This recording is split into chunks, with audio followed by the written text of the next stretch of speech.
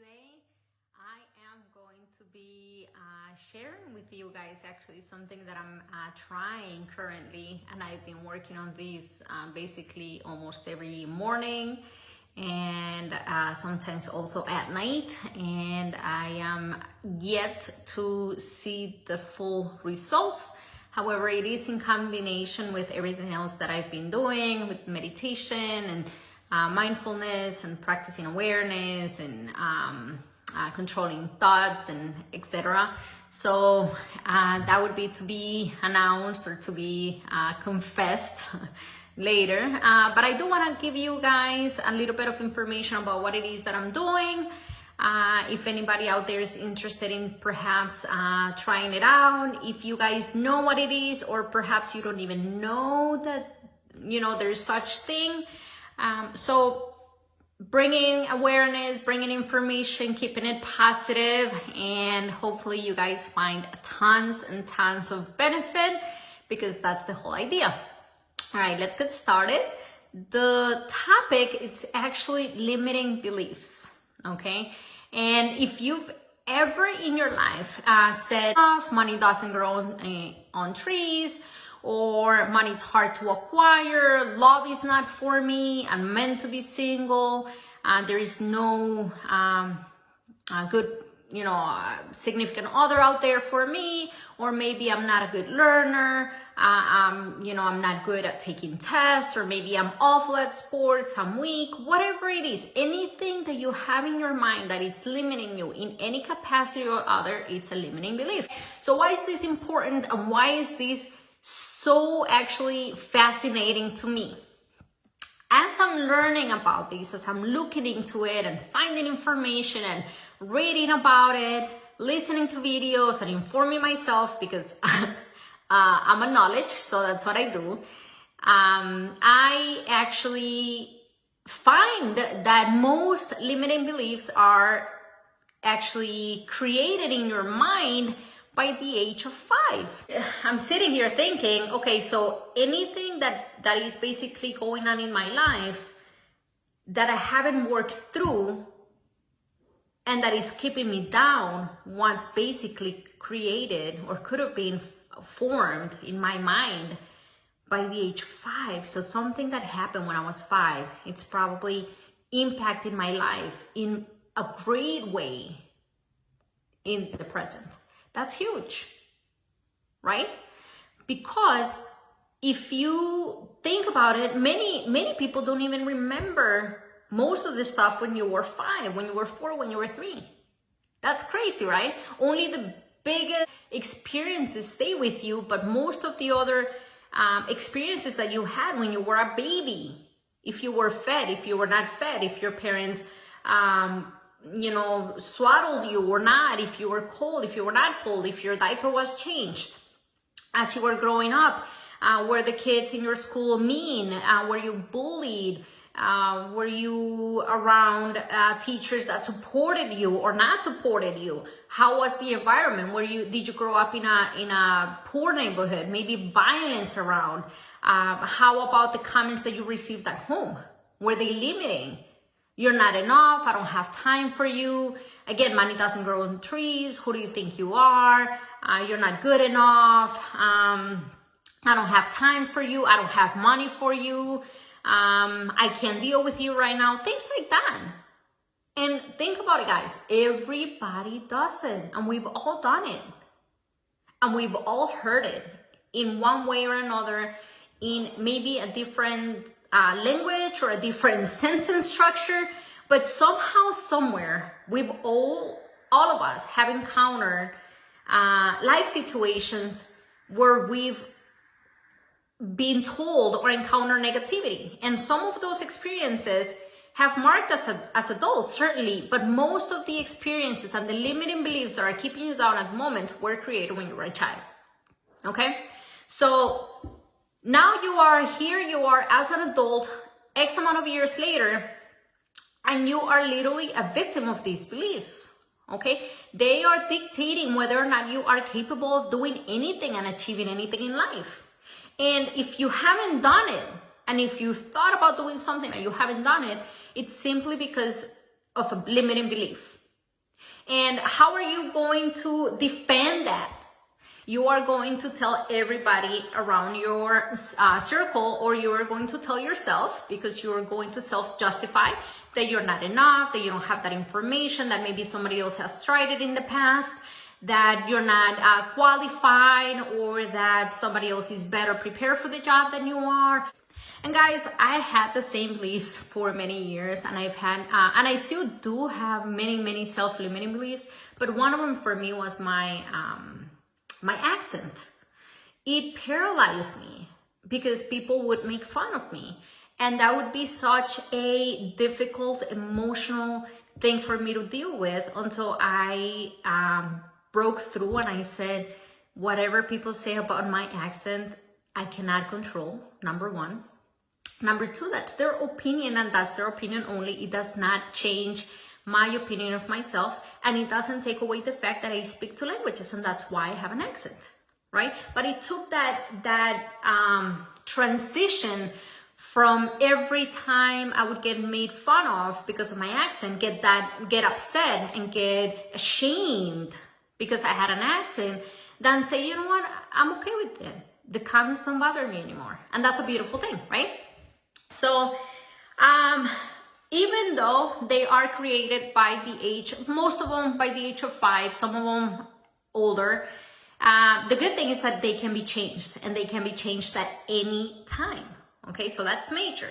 How do you change those beliefs? And there is a process, okay? And as I mentioned at the beginning of the video, I'm going through the process. So number one is you have to understand why you have those beliefs. Okay, so for instance, giving an example, if your belief is that you are not good enough for a promotion, for a job, for a good, healthy relationship, for wealth, or for health, or for fitness, for whatever it is, you're not good enough, you're going to manifest it in those aspects, right? In any of the aspects that I mentioned. So you gotta look back at something that is impacting you in a negative way, something that is keeping you stuck, something that is preventing you from moving forward. And you gotta examine what that is and why, okay?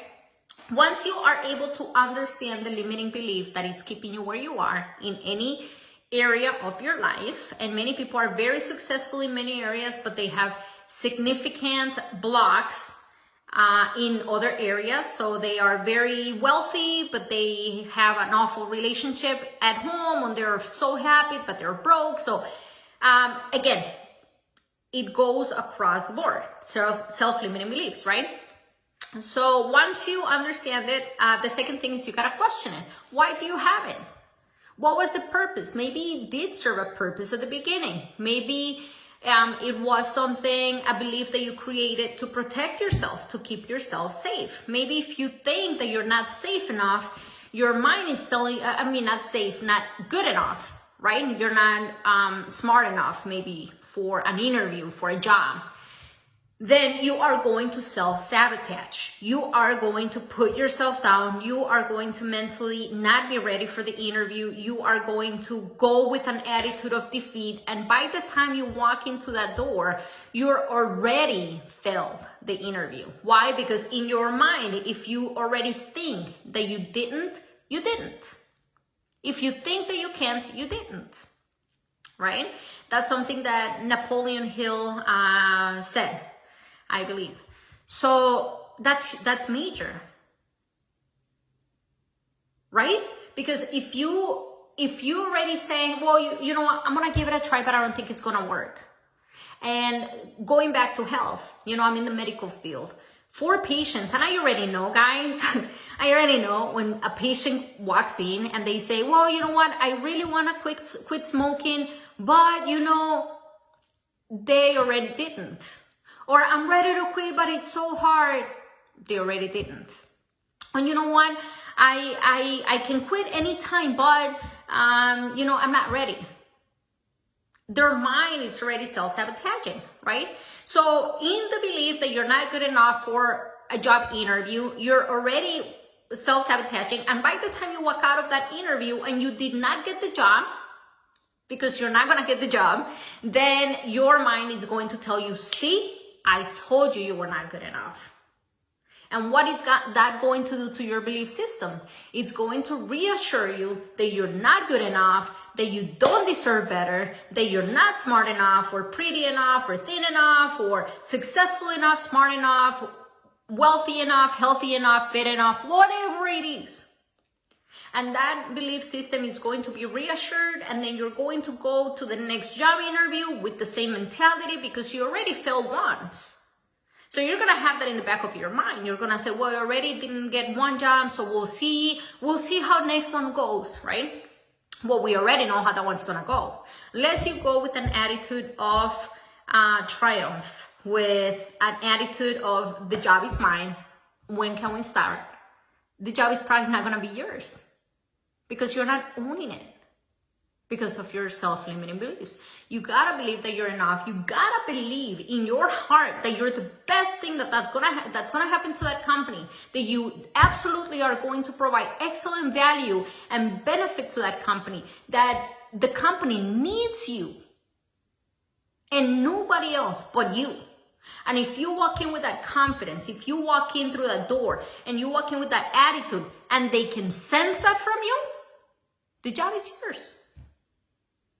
Or the likelihood of the job being yours is very high because people can sense energy and people can sense confidence, right? And confidence means you're prepared and that you're ready. And that's what confidence radiates, right? And that's what you would want to hire for a position. All right. So once you question your beliefs and you know why you develop those beliefs, the next thing is you have to create new beliefs. So how do you do that? When you are going to do something, such as prepare for a job interview, and your brain starts telling you, you're never gonna get that job, you're not good enough, your resume is not good enough, you don't have enough qualifications, whatever it is, then you're going to tell your brain, shut up, I'm good enough, I'm worthy, I'm smart, I'm confident. Own it. Talk to yourself in the mirror. Own it. Okay? If you believe it, you already conquered most of the war. So believe it, practice it, look at yourself in the mirror, talk to yourself, own it, okay?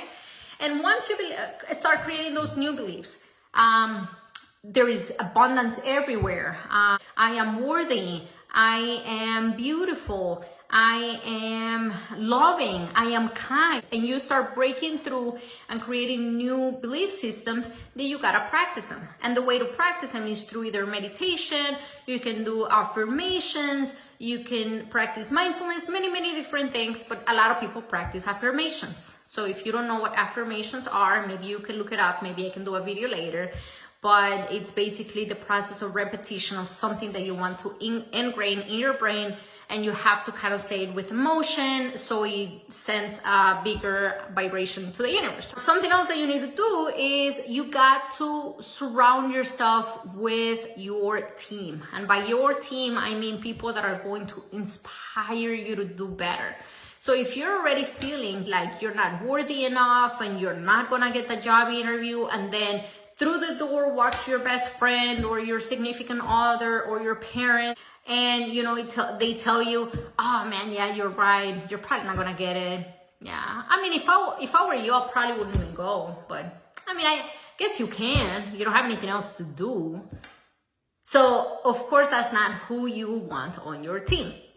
You want to have someone who's gonna tell you, let me practice maybe with you. Let's go over questions. Let's rehearse. How would you say, certain things? How would you describe yourself? Or maybe ask you if you're prepared. At least, hey, are you prepared? Do you feel ready? Hey, at the very least, not even ask. Say, hey, you got it.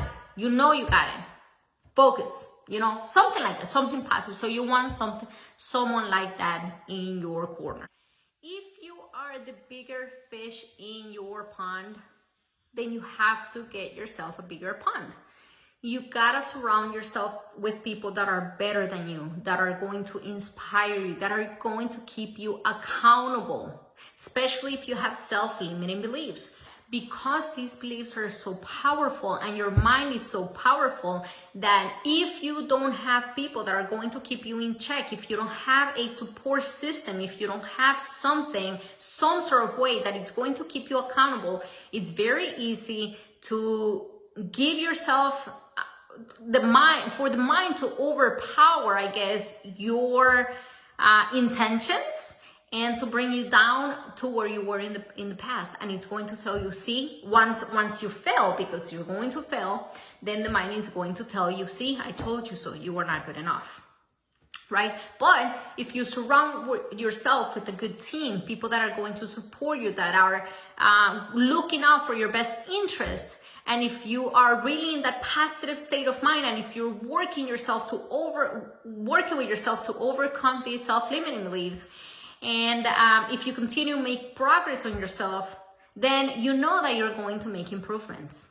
You know that if you are working on things and you have someone telling you, hey, watch the way that you're talking, look at how you're standing, walk with confidence, then of course you're going to start paying more attention to those things that are going to improve, and little by little, you're going to make also a positive change in your life. All right.